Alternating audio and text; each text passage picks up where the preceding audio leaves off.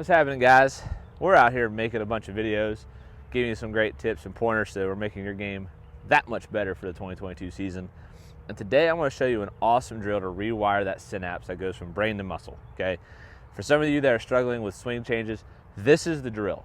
I'm here to tell you, so many of my golfers have so much more success when they are doing this drill because it allows them time to think about what needs to be changed, how they're going to change it, and they have a higher success rate of implementing that change by doing this drill instead of being balls to their blue in the face. So before we tell you what the secret magic is, make sure you like and comment below. Tell me what you want to see, tell me what you like, don't like, and we're here to make you guys better. Let's get to work.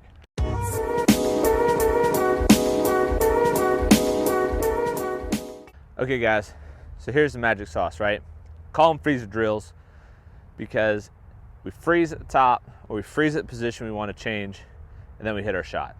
So the reason why this works is, if you think about, we hear tempo get yelled a lot. We don't really understand what any of it means when we use it because we interchange it with speed of the golf club, and I hate to break y'all's heart, but it's not the same. But think about it this way, right? You have 2 to 3 times as long to do something in the backswing than you do having to come to the golf ball. You got 1/4 of a second from up here to there to do whatever you're trying to do to hit a golf shot, right? And probably not the right way, okay? Or, you know, I'll give you guys benefit of the doubt, most of the time not the right way. But here's the thing, right? In that 0.2 of a second, do you really think you're gonna be able to think your way through that? Ain't no chance, okay? And especially if you're trying to change the whole golf swing, right? You've just made your final approach in your airplane and the radio tower just came in and moved your runway over 100 miles away, right? Because anytime you start making golf swing changes and now you're, you know, the too steep over the top guy coming in this way and you got your golf coach telling you to come in from back here, well, that change from here to here is like 2 feet. If you're gonna tell me that you can make that adjustment like that on how to hit your golf ball, I don't think so, Holmes, right? There's a lot better way to learn it, right? So let's just say you're the guy that I was just explaining, right? You got the guillotine playing happening, where you give it the old karate chop in the downswing, right? And so you got it moving up, you got it coming in steep, and you give it the old slap across, high banana cut fade, coach is proud, just kidding, and you gotta make a fix, right?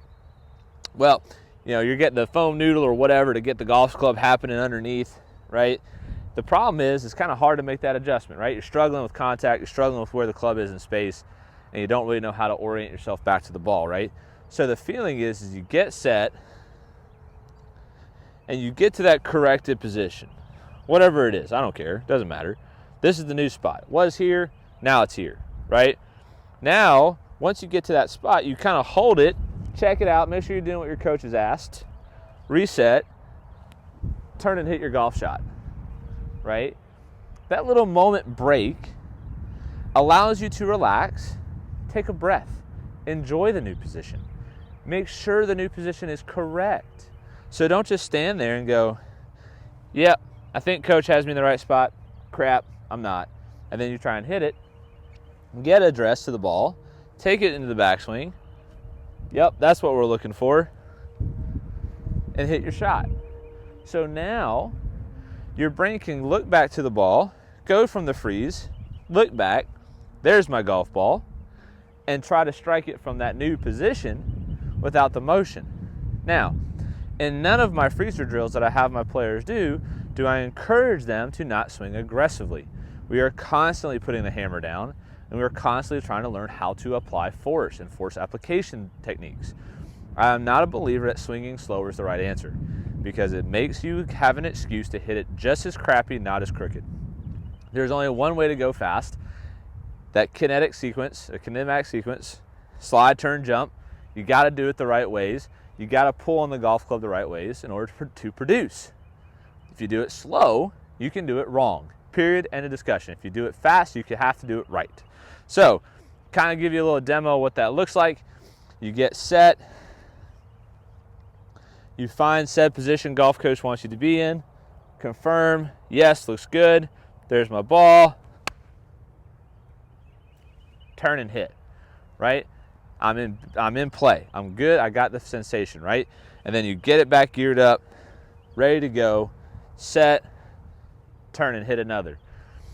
You would do this at a rate of 5 freezers successfully performed in a row, whatever your coach is asking you to do, or whatever position you're trying to change, with solid hits. You do 5 in a row with solid hits, you go 1 full swing from that position. No breaks, no pause, hit it. If it's successful, do a second. If it fails at number 2, back to 5 freezers yet again. 5 freezers in a row, miss. The first full swing sucked.